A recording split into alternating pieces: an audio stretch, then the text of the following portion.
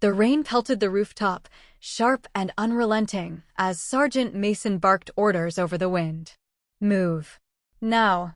Do you even know what a perimeter is?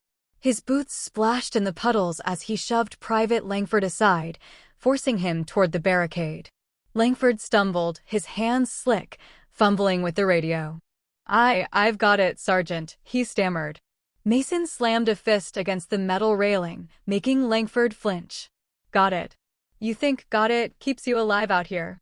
From the corner, Nurse Harper adjusted the strap of her pack, silent, her eyes scanning the streets below with a calm focus that made Mason's nostrils flare.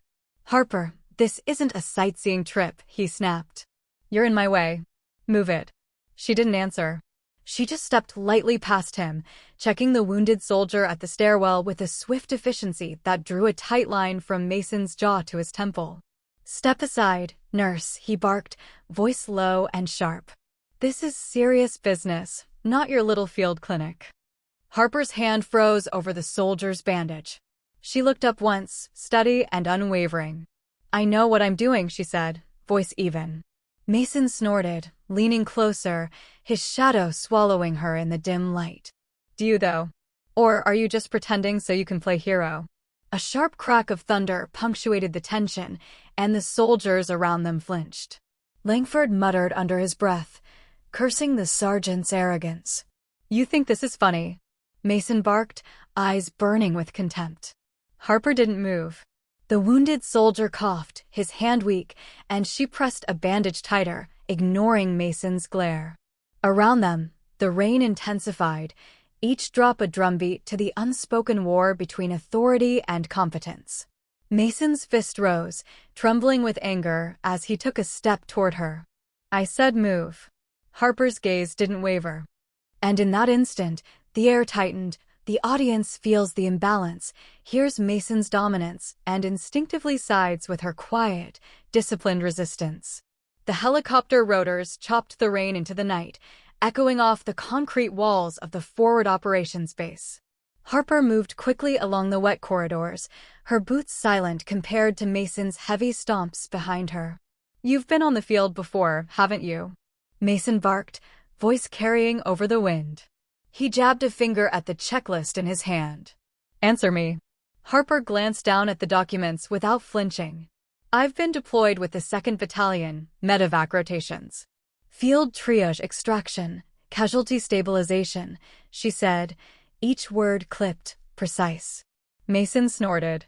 Big words. Does it keep the bullets off your back? Langford shuffled nervously beside them, fumbling a map. Sir, the northern sector's compromised. Civilians trapped in the West Block. Dear job, Private, Mason snapped, waving him off. He turned to Harper.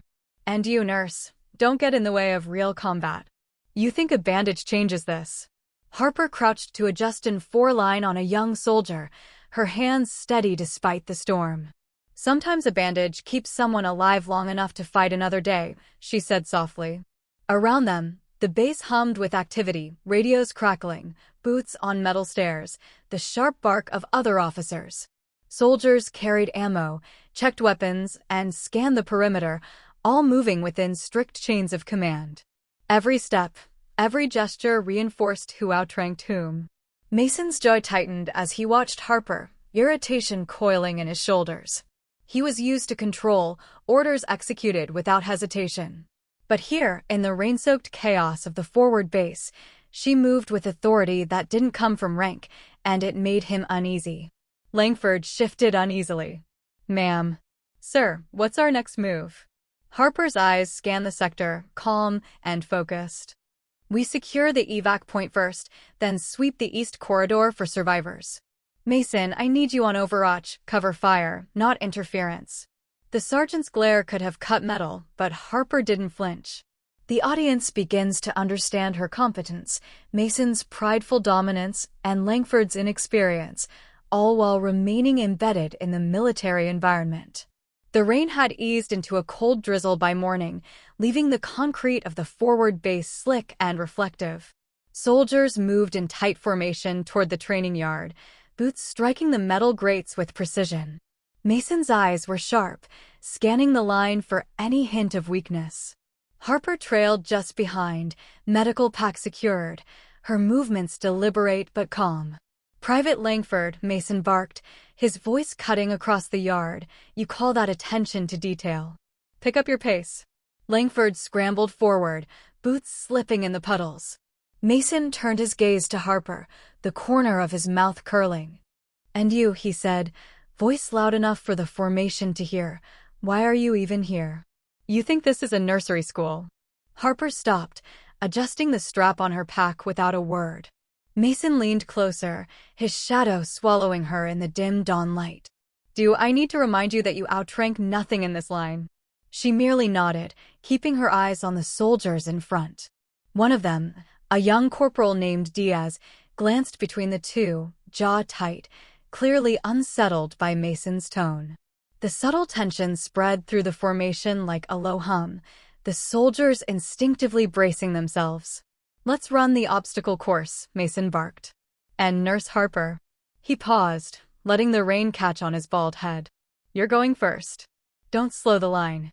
Harper raised an eyebrow but didn't respond verbally. She stepped forward, her boots slipping slightly on the wet metal, and began the course. Her movements were precise, each step calculated, her hands gripping the ropes and railings efficiently. Mason shouted corrections, each one sharper than the last, directed at her specifically. "Keep your elbows in," he yelled. "Do you even know what a crawl is?" Harper's back was straight, muscles tensed, yet she didn't flinch. She completed the obstacle flawlessly, landing silently on the other side as the drizzle continued to fall. The formation murmured quietly, some suppressing smiles, others stiffening in awe, but Mason's face burned red with frustration. Next, the rifle range. Mason handed her an M4, his fingers brushing hers deliberately. "Let's see if your aim matches your mouth," he sneered. Around them, the other soldiers adjusted their helmets and checked ammo, the metallic clicks echoing in the damp air. Harper loaded, took position, and fired. Each round hit near the center of the target. Mason's eyes narrowed, the sarcasm in his voice forced. "Beginner's luck," he said, loud enough for the others to hear. "Try not to embarrass yourself or me." Langford stumbled nearby, his own weapon trembling slightly. Harper noticed, but didn't comment.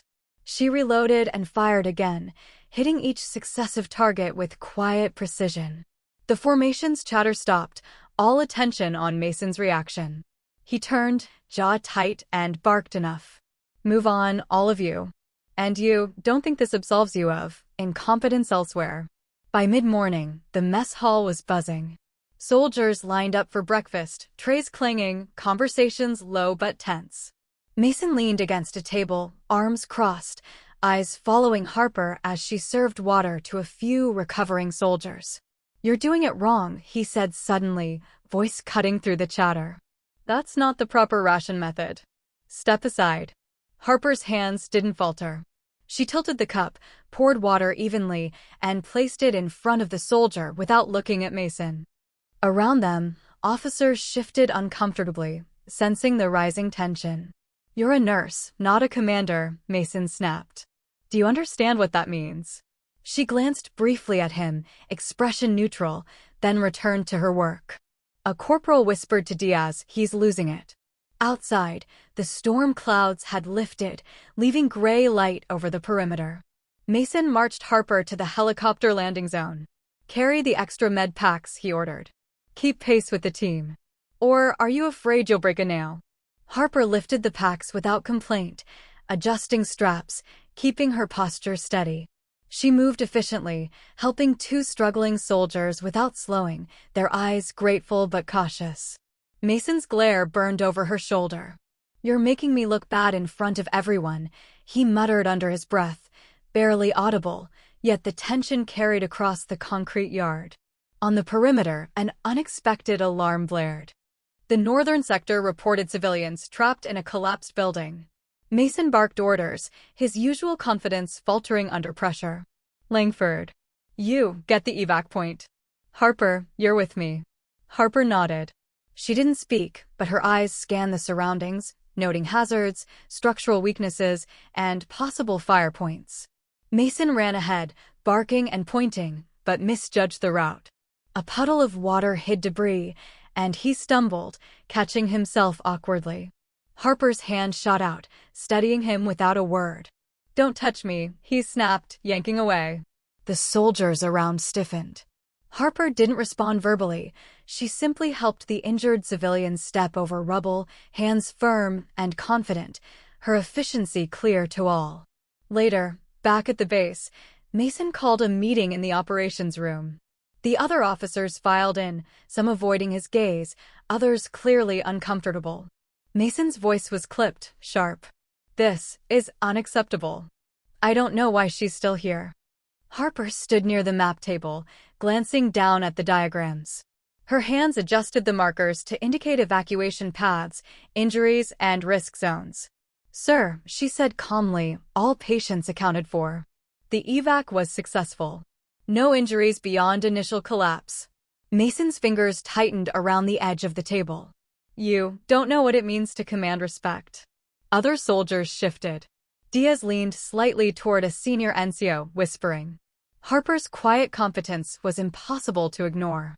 Mason's authority, once absolute, now felt brittle. The tension spread like a storm cloud. Every corner of the room, every whispered glance and subtle nod toward Harper amplified the humiliation he was inflicting on himself. The audience sees it, Mason's pride, Harper's restraint, and the slow, inexorable rise of respect for the underestimated nurse. By evening, Mason's anger had not subsided. Outside, the sun struggled through clouds, painting the perimeter in harsh gold light. Soldiers moved silently, avoiding eye contact, carrying gear, checking weapons, and cleaning up from the day's exercises. Harper walked among them, calmly checking bandages, swapping medical kits, and assisting the wounded without a sound. Mason approached her one last time before dinner, fist clenched at his side. "Tomorrow," he said, low and dangerous, "I expect you to follow orders. No improvisation." Harper's eyes met his, steady and unflinching. She adjusted a strap on her pack and nodded once. No words, no argument. Just the calm confidence of someone who had quietly outperformed and outlasted his intimidation. The soldiers around them glanced quickly, subtly acknowledging the shift without speaking. Mason's public abuse had escalated throughout the day, but each step had only highlighted Harper's competence and restraint. The imbalance was still present, but the seeds of reversal had been firmly planted. The night settled over the base like a heavy blanket, punctuated only by the low hum of generators and the occasional bark of distant guard dogs. Soldiers moved in quiet pairs, checking equipment, whispering in tones careful enough not to draw attention. Harper walked slowly down the corridor, adjusting the strap of her medical pack. Her steps were deliberate, unhurried, yet there was a precision in every movement that drew glances from those passing by. Corporal Diaz lingered near a doorway, pretending to inspect a checklist. His eyes flicked to Harper more than once, subtle eyebrow raises betraying curiosity and an unspoken recognition of her competence.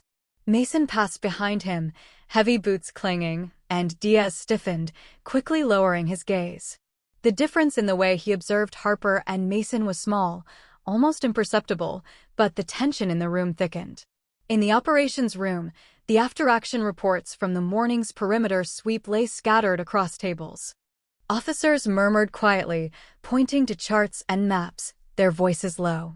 Harper moved among them, adjusting a bandage on a soldier who had scraped his arm during the obstacle course. Mason stood near the wall, arms crossed, watching her like a hawk. His jaw was tight, his eyes narrowed, yet there was a hesitation creeping into his posture, an almost imperceptible falter whenever Harper handled a task with smooth, assured competence. "Check the northern sector again," Mason barked, trying to mask the unease in his voice. Harper nodded without comment and moved to the map. Her fingers traced the routes with exacting care, shifting markers, but her expression remained neutral. The other soldiers noticed the meticulousness, whispering among themselves. Not openly, never enough to draw Mason's attention, but enough for the audience to sense that Harper's abilities were quietly respected, even if unacknowledged. During evening drills, Harper was assigned to assist in medevac simulations. Mason barked instructions, his voice sharp, but his gestures occasionally lagged behind her calm efficiency. A stretcher needed lifting. She coordinated the team with simple hand signals. Mason barked corrections, but each time, he had to step back slightly, adjusting to her method. The soldiers around them caught it, small nods, averted eyes, a tightening of jaws. The unspoken message was clear. Harper's competence was undeniable. In the mess hall, Mason attempted to reassert control. He stood at the far end of the room, arms crossed, voice raised just enough to be heard. "Follow protocol," he shouted. "This is a military base, not a playground." Harper moved quietly, serving water to recovering soldiers, her movements methodical. A young private stumbled carrying a tray. She steadied him without a word. Mason's glare followed her, but there was no hesitation from Harper, no break in composure. The other soldiers noticed, subtly shifting their weight, a quiet acknowledgement of the imbalance. Later, in the barracks, Harper organized medical supplies with silent efficiency. Langford lingered, watching, unsure whether to speak.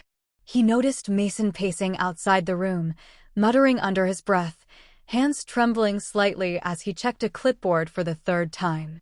It was small, almost invisible, but the tension in Mason's body contrasted sharply with Harper's controlled demeanor. During the night patrol briefing, a sergeant quietly commented on Harper's observations from the perimeter sweep. Mason's response was clipped, defensive. "She's just doing her job," he said, though his voice betrayed a flicker of irritation. Harper stood near the map table, hands folded, listening intently. She didn't speak, but the careful attention in her eyes, the slight tilt of her head as she considered each point, hinted at a depth of understanding that Mason did not anticipate. On the base perimeter, guards whispered about small things they had noticed, Harper moving with quiet authority, soldiers instinctively following her guidance, subtle coordination of movements that made tasks more efficient. Mason's voice, usually unchallenged, felt strained whenever Harper was present. He barked orders, but the soldiers paused for a fraction of a second to check with her before moving, a tiny, almost imperceptible shift, but one loaded with meaning. In the quiet hours, Harper's hands moved over bandages and supplies with steady precision, her eyes scanning for details others overlooked. She made small corrections, whispered advice, adjusted straps and equipment. No one spoke of it openly, but each action was observed, catalogued in the minds of those around her. Mason noticed too, his pride chafing at the subtle acknowledgement she received, yet his authority remained outwardly intact. Even in casual moments, unease lingered. A soldier dropped a helmet near Harper's station. She caught it before it hit the floor. Mason's eyes flicked to her, the corner of his mouth tightening, jaw rigid. Harper didn't look at him. The act was simple, almost mundane, but the room felt charged, the audience sensing the undercurrent of tension and the imbalance growing ever more apparent. By midnight, the base was silent except for the hum of generators and distant alarms. Harper checked the final rounds of supplies for the night, methodical and calm. Mason stood in the shadows, hands clenched, watching. There was a hesitation in the way he moved, a flicker of doubt in his otherwise rigid posture. No words were spoken between them, yet the soldiers around could sense it. Their glances, careful and fleeting, were tiny signals of respect, unease, and anticipation.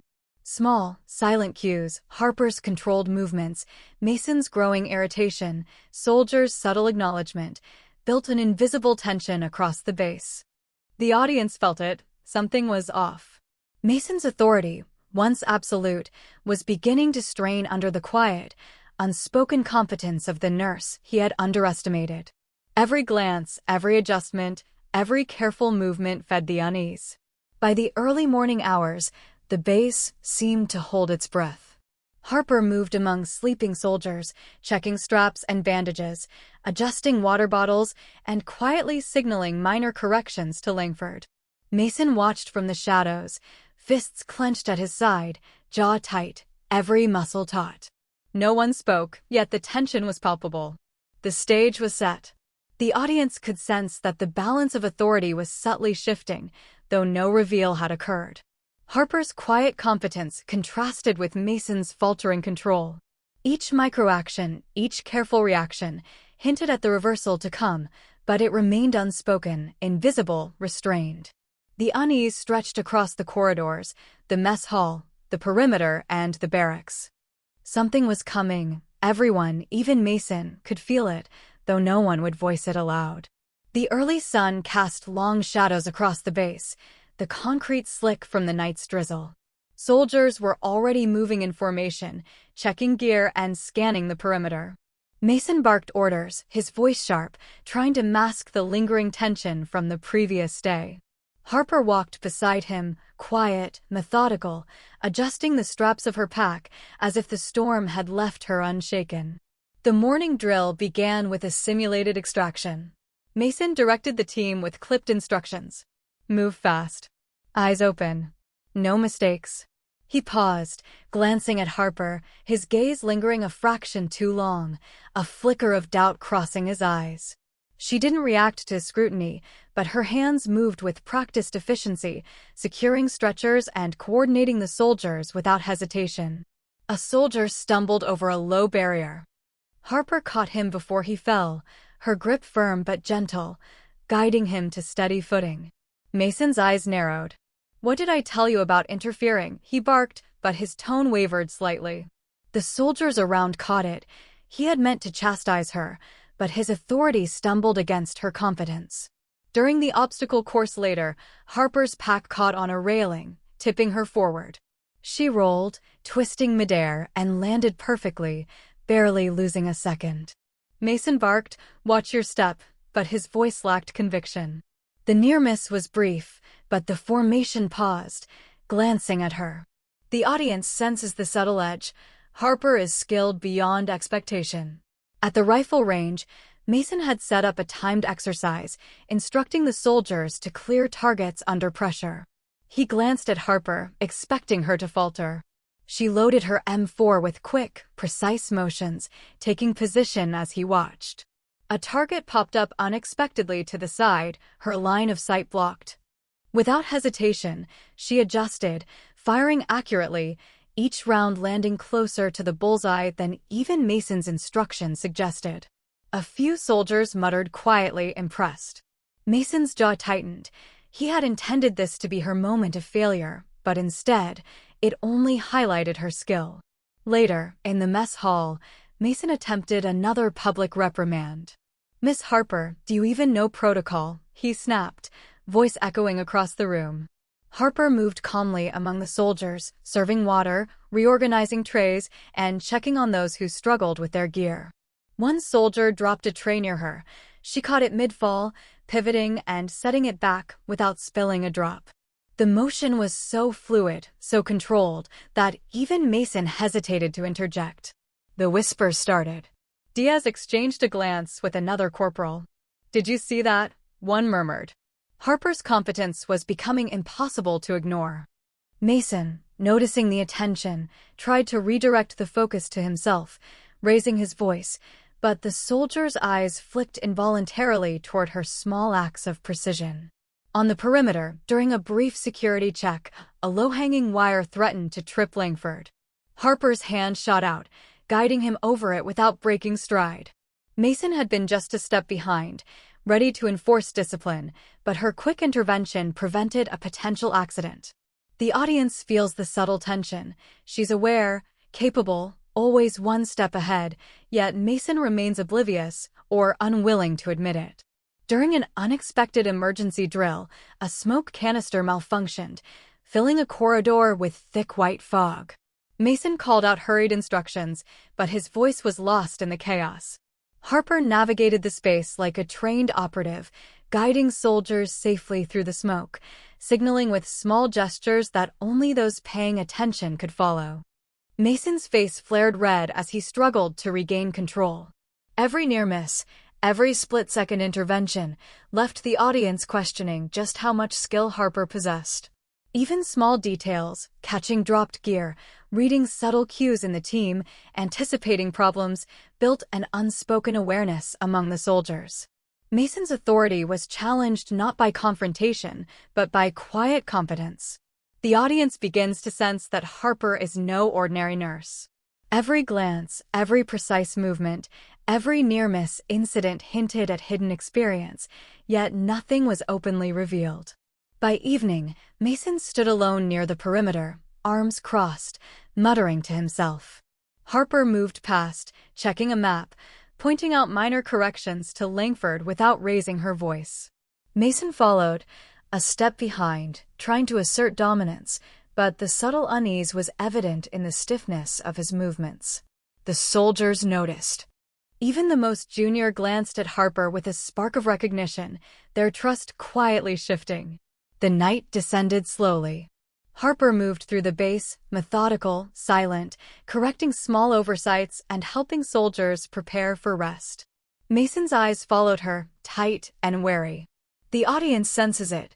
The underestimated nurse may not be ordinary. Her calm efficiency, her near-miss brilliance, her subtle authority over the team, all point toward a hidden capability that has yet to be fully revealed. Every small incident, the roll over the railing, the precise shots, the caught trays, the guided steps through hazards builds tension. Mason's frustration and uncertainty contrast sharply with Harper's steady composure. The stage is set for revelation, but the truth remains just out of reach. The audience's curiosity is piqued. Every micro-action hints at her hidden skill without offering resolution. By midnight, the base was quiet except for the hum of generators. Harper checked equipment, adjusted bandages, and quietly coordinated soldiers for the next day. Mason watched from the shadows, hands clenched, posture rigid. Yet, even in his vigilance, he could not disrupt the quiet authority radiating from her. The subtle hints, the reactions of other soldiers, the careful language, the near-miss moments, created a web of tension and unease. Harper was underestimated, yes, but every careful action reinforced that something was off. The audience felt it. She was prepared, aware, and capable far beyond what Mason or anyone else suspected. And the anticipation of what would come next kept the tension taut, like the string of a bow pulled tight. Ready to release, the base was quiet except for the low hum of the perimeter lights and the faint whistle of wind through the rain-dampened corridors. Mason paced near the command tent, his jaw tight, fists clenched, eyes scanning the reports that had come in from the field. The morning's exercises had left him tense, each minor misstep by soldiers amplified by Harper's quiet, unflinching efficiency. He had tried to assert dominance all day, but every attempt seemed only to highlight her competence. Then came the call. A patrol had been ambushed at the northern sector, one of the extraction teams pinned behind crumbled concrete, casualties scattered, radios barely operational. Mason barked into his headset, issuing orders with clipped urgency, voice echoing against the metal walls. Harper moved beside him, a medical pack slung over her shoulder, eyes scanning the incoming details with the same calm precision that had unnerved him all week. "Get the extraction team ready," Mason said, tone sharp. "I'll lead. You stay here and coordinate the evac point." Harper didn't reply immediately. She tilted her head, eyes narrowing, as if calculating variables he couldn't see. Mason's brow furrowed. "I said, I'll go," she interrupted softly, but with an authority that made Mason pause mid-step. The room seemed to hold its breath. He stared at her, then at the other officers, and realized the subtle shift. Harper didn't ask permission. She issued intent. The soldiers around them, Langford, Diaz, and the others, noticed the moment instantly. Small glances, hesitant nods, quiet understanding. Mason opened his mouth to argue, but Harper was already moving toward the armored Humvee, rolling up her sleeves with an almost imperceptible fluidity that suggested preparation far beyond her apparent role. Mason followed, partly to assert authority, partly out of disbelief. Harper climbed into the vehicle with ease, sliding onto the driver's seat. She gestured for Mason to take the passenger side. "We move now," she said, calm, voice precise, commanding. The convoy roared to life, engines cutting through the early morning mist. Mason barked directions, but Harper's eyes scanned the terrain, noting hazards he had missed: the crumbling walls, exposed wiring, slick patches from the rain. She tapped the radio, giving concise instructions, and the convoy adjusted instantly. Mason's face tightened. Every move she made was decisive, authoritative, and unquestioned by the team. The northern sector appeared over the ridge. Smoke and dust clouded the horizon, punctuated by sharp bursts of gunfire. Soldiers crouched, aiming and readying themselves. Mason gripped his rifle, ready to take charge, but Harper rolled down the window, scanning the field with surgical precision. "Suppressing fire from the east flank," she said, voice low but commanding. "Langford, cover the rear. Diaz, flank left. Mason, with me, medevac first." Mason froze. The order carried authority he had never heard from her. The soldiers didn't hesitate. Each moved instantly to follow her commands.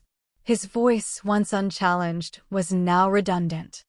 The squad's trust had shifted quietly, but irrevocably, in that single moment. The Humvee approached the ambush site. Harper's hands moved with a fluidity that masked years of experience.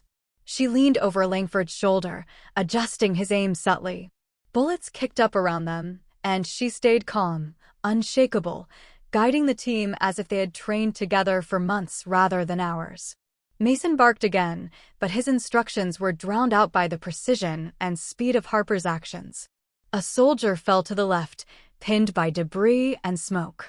Harper vaulted out, moving fast, calculating angles, pulling him clear in seconds. Mason moved to follow, but a sharp gesture froze him. Her eyes, unwavering, held a silent command: "Stay back." He did, almost instinctively, as the other soldiers mirrored her movements without question.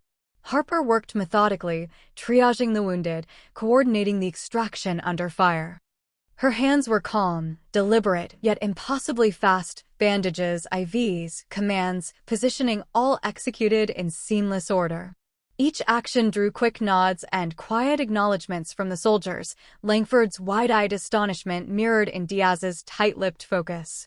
The enemy fire intensified, ricocheting around them, but Harper never hesitated. Mason raised his rifle, ready to take charge, but the realization hit him: she already had. The squad followed her, moving like a single unit, each soldier trusting her more than their supposed superior. Minutes stretched into tense eternity.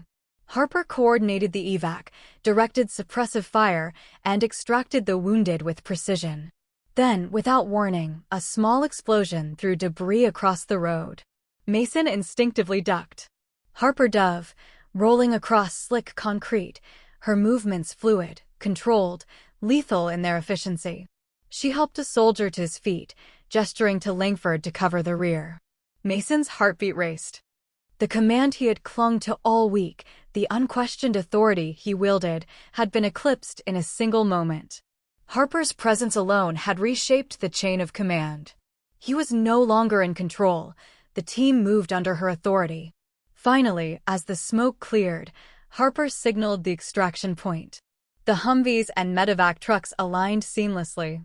Soldiers followed her lead without hesitation. Mason stepped forward, jaw tight, to finally speak, but Harper's gaze met his. One look, steady, calm, unflinching. No words were needed. He froze, then slowly nodded, realizing the undeniable truth. The evac began. Harper moved through the wounded, her hands precise, guiding the team with minimal words. Each soldier reacted immediately to her subtle gestures. Mason's attempts to assert himself now felt clumsy, unnecessary. The audience senses the full shift. The underestimated nurse was no ordinary medic. She was a leader, a tactical operator, a force that demanded respect without shouting. Once all were loaded and moving safely, the convoy returned to the base. Harper remained calm, checking everyone, ensuring no injuries were overlooked. Mason walked beside her, silent. The soldiers behind them exchanged glances, awestruck, relieved, and obedient. The hierarchy had changed in a heartbeat, with no dramatic announcement, no overt confrontation. Only action, competence, and quiet authority. Back at the command tent, Harper stepped inside first. Mason followed, slowing as he processed the reversal. Officers and soldiers glanced at her with newfound respect, some straightening in their chairs, others quietly nodding as she moved to update reports and triage lists. Every gesture reinforced her command. Mason's posture had shifted, arms relaxed, voice subdued, every movement betraying recognition of her authority. The audience feels the weight of the moment. One person, underestimated, had reshaped the chain of command in real time. Her hidden rank, experience, and skill had been revealed through actions, not exposition. Reactions of the soldiers, Mason's silent concession, and the immediate deference of the team carried the impact more powerfully than words ever could. By nightfall, the base was still. Harper checked supplies, adjusted straps, quietly correcting minor oversights, as if the day's events had been routine. Mason, standing a few steps behind, observed. The subtle tension had dissolved into acknowledgement, the dynamic irrevocably altered. The soldiers moved efficiently around her, guided by quiet competence rather than rank alone. The power reversal was complete. Harper's hidden authority, underestimated skill, and calm decisiveness had rewritten the chain of command. Mason's presence, once dominant, now supported her leadership without interference. The audience experienced the full impact through near misses, immediate reactions, and unspoken acknowledgement. No words were necessary. Every glance, every subtle adjustment, every silent command reinforced the new reality. The underestimated nurse had become the undeniable leader. The audience understood in that one unforgettable sequence that competence, courage, and precision could override arrogance, hierarchy, and misjudgment. But not yet. The base was quieter than usual. The aftermath of the morning's ambush hung in the air like a weight, settling over the soldiers in heavy silence. The Humvees had returned, dust-covered and dented, soldiers wiping sweat and grime from their faces. The wounded had been stabilized, and the chaos that had dominated the northern sector had been replaced by methodical order. Harper moved through the corridors with her usual precision, checking bandages, adjusting equipment, and quietly coordinating follow-ups. There were no raised voices, no dramatics, just the calm, exacting attention that had guided the team through the fire. Soldiers glanced at her with subtle acknowledgement, nods, brief eye contact, a slight straightening of posture. Respect had been earned silently, and it was visible in their small, professional gestures. Mason sat alone in the command tent, hands clasped tightly, his eyes scanning reports, but not reading them. The weight of the day pressed on him, not from fatigue, but from realization.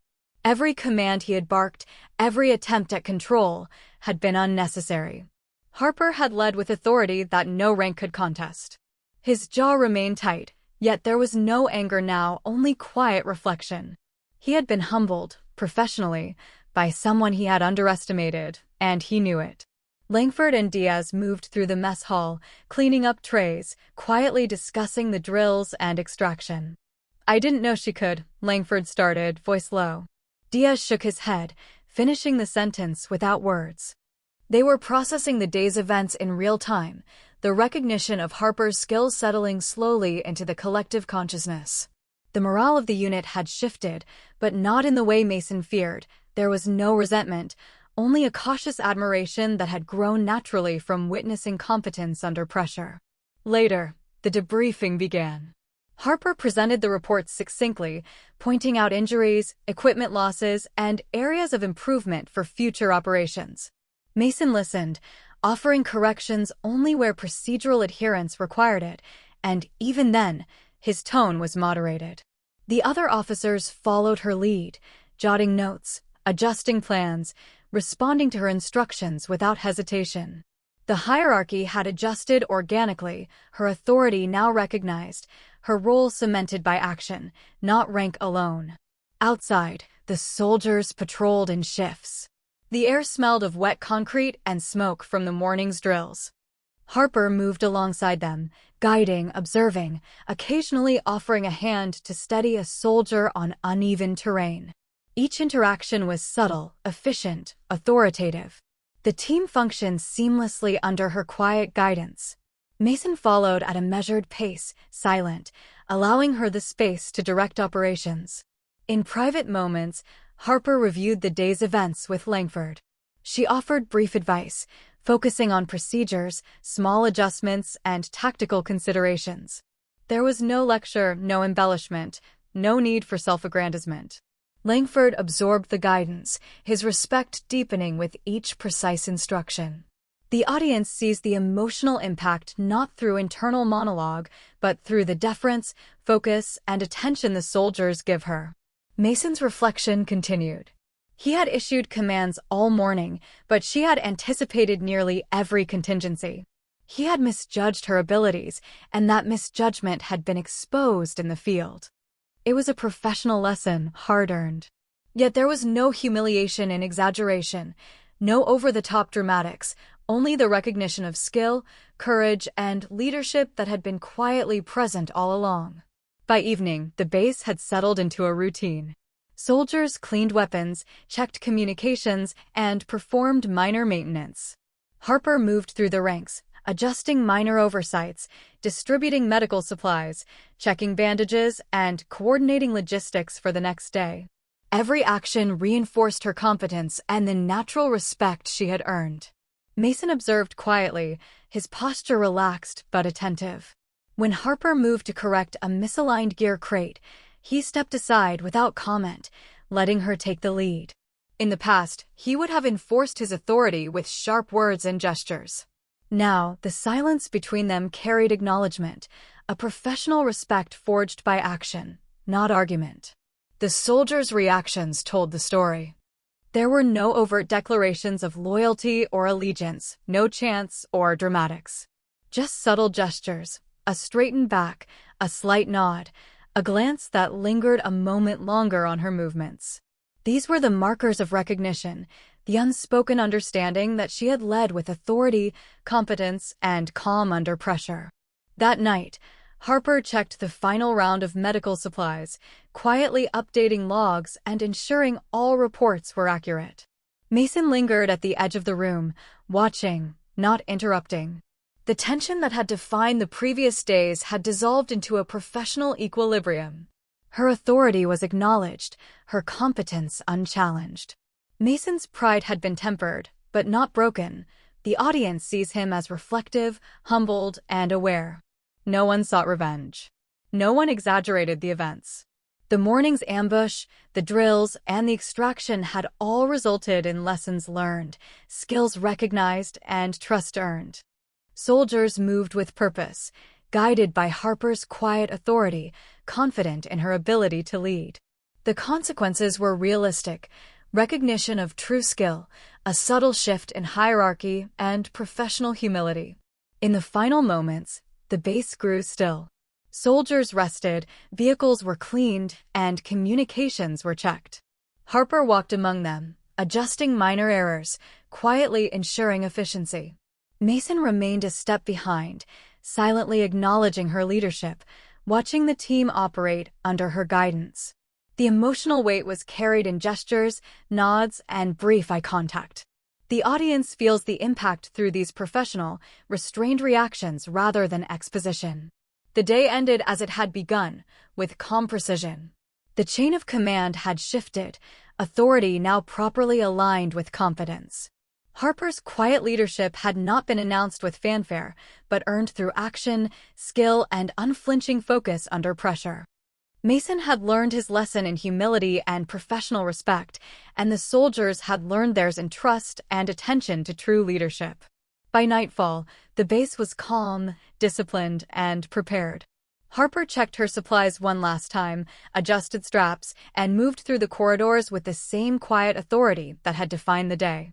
Mason followed at a measured pace, and the soldiers around them moved efficiently, their respect for Harper's leadership evident in every subtle gesture. The consequences were clear, realistic, and earned. No dramatics. No exaggeration.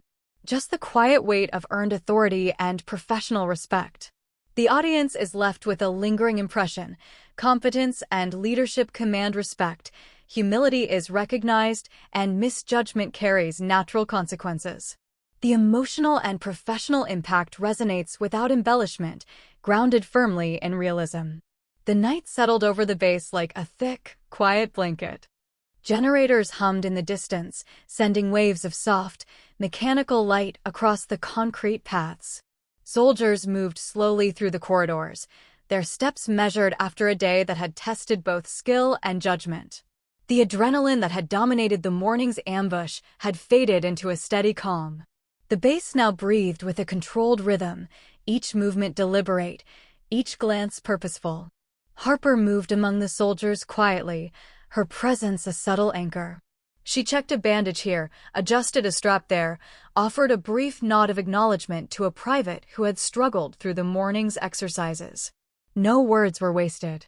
Her authority was clear not in volume, but in precision, in the exacting way she anticipated problems before they appeared and corrected errors without fanfare. Every action carried weight, though it was unspoken. Mason observed from a few steps behind, silent and reflective. His usual certainty, the sharpness of command he had wielded like a weapon, was tempered now by awareness. He had misjudged her, underestimated her capacity to lead, and been corrected in the most undeniable way, through action and competence. He shifted his weight, hands clasped behind his back, silently acknowledging what the others already understood. Harper's authority did not come from rank alone. It was earned through skill, calm decisiveness, and unflinching presence in the storm of chaos. The soldiers moved around them with quiet efficiency, their own movements guided by the day's lessons. Every small nod, every straightened posture, every quick glance at Harper conveyed respect. It was a subtle symphony of acknowledgement that required no words. Their trust in her authority had been earned, not demanded, and Mason could see it clearly now. There was no rebellion in the recognition, no resentment, only understanding and acceptance of skill where it existed. Harper paused near the map room, reviewing minor adjustments for the next day's schedule. Langford approached cautiously, holding a clipboard of notes. "Ma'am. Thank you," he said softly. For the morning. For showing us how to," he trailed off, unsure of the words, but the meaning was clear. Harper's eyes met his, calm, measured, acknowledging the gratitude without embellishment. She gave a brief nod and a slight smile, then returned to her work. The audience sees that leadership is quiet, competent, and grounded in action, not in self-promotion. Mason stepped closer, his voice subdued. "Harper, you handled everything today flawlessly. I misjudged you." His words were not boastful or defensive. They carried the weight of recognition, the quiet humility that came from being confronted by competence he had failed to anticipate. Harper looked at him, expression neutral but measured, understanding the admission. She did not gloat. She did not remind him of the morning's events. Instead, she returned to her duties, calm and composed, letting the actions of the day speak louder than any words could. Outside, the perimeter was quiet. Guards made their rounds, eyes scanning the horizon, rifles slung comfortably. Harper walked among them, checking equipment and ensuring readiness, each gesture small, efficient, and precise. Mason observed, noting how each soldier responded immediately to her guidance, without question or hesitation. He realized the lesson extended beyond him. Leadership, he saw, was earned by action, by competence, by presence. It was not given through rank alone, nor by voice or force. It was recognized through respect and demonstrated skill. The soldiers' reactions continued to reinforce this truth. Small gestures, the adjustment of a strap, the straightening of posture, the immediate compliance with subtle hand signals, spoke louder than words. Harper had guided them through chaos and danger, and their trust in her had solidified naturally. Mason recognized the significance.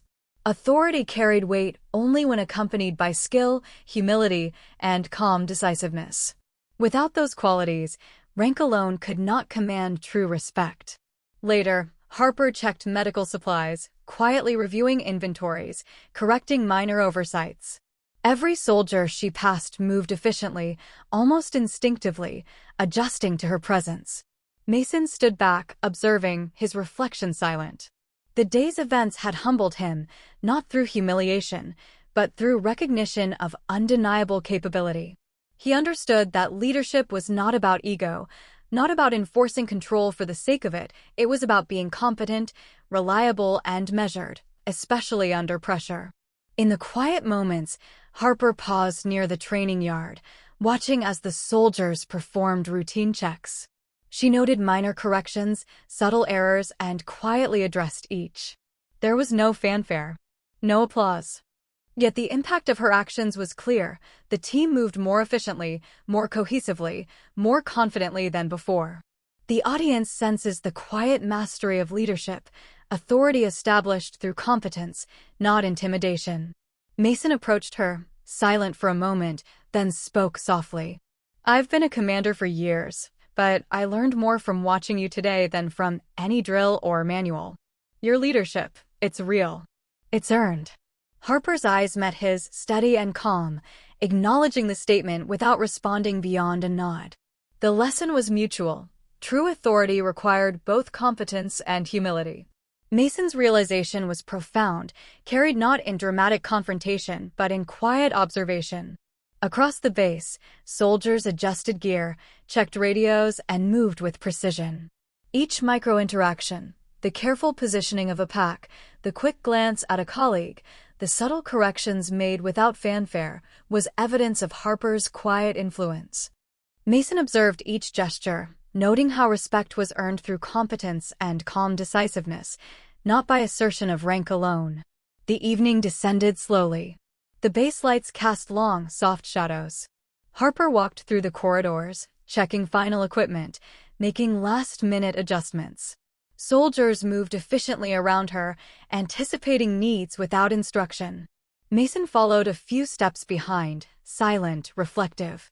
There was no need for him to assert authority.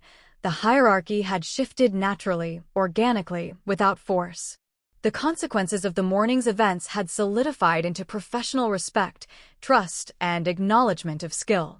As the base settled for the night, Harper paused outside the command tent, looking out across the training yard. The wind carried the faint smell of damp concrete and smoke from earlier drills. She adjusted her pack, surveyed the perimeter, and let her gaze rest on the soldiers moving through their routines. Each movement, each adjustment, each small action carried weight that had earned her authority without spectacle or fanfare. Mason stood nearby, arms crossed, silently observing. The tension from earlier days had dissipated, replaced by a quiet acknowledgement of her competence and leadership. He understood, fully, that leadership was not about ego, intimidation, or force. It was about skill, judgment, calm decisiveness, and earned respect. The audience senses the depth of this realization not through dramatic exposition, but through behavior, restraint, and the subtle shifting of dynamics. In the quiet of the night, Harper made a final round through the base. She checked stretchers, supplies, radios, and equipment. Each small correction, each subtle adjustment reinforced her authority and the trust the soldiers had in her. Mason walked a few steps behind, a silent witness to competence, authority, and earned respect in action. The lessons of the day, humility, leadership, and quiet mastery, settled over the base like a calm after a storm. As the generators hummed and the base fell into rhythm, the soldiers rested more confidently, secure in the knowledge that their leadership was capable, measured, and reliable. Mason's reflection remained steady, his pride tempered by humility, his understanding deepened. Harper moved among them, an anchor of calm authority, her skill and judgment silently guiding the team. The night deepened. The base was silent, orderly, and prepared. Harper paused at the edge of the perimeter, watching the soldiers as they moved with confidence and cohesion. Mason stood a few steps behind, reflecting on the day, on the lessons learned, on the quiet, unspoken authority that had reshaped the chain of command. And in that moment, the audience is left with a simple, lingering truth. True leadership is not measured by rank, voice, or force. It is measured by competence, calm decisiveness, and the quiet respect earned through action. Harper had demonstrated it. Mason had recognized it. And the soldiers had followed it, naturally, instinctively, without the need for spectacle or assertion. As Harper's gaze swept the base one last time, she adjusted a strap, straightened a pack, and moved on quietly. The night held its breath, and the story settled into its final resonance. The lessons of respect, humility, and authority lingered, unspoken yet undeniable, echoing in the actions, gestures, and measured glances of those who had witnessed them. The final thought, quiet yet powerful, remained. True authority is recognized, not demanded, and those who earn it leave an imprint far beyond words.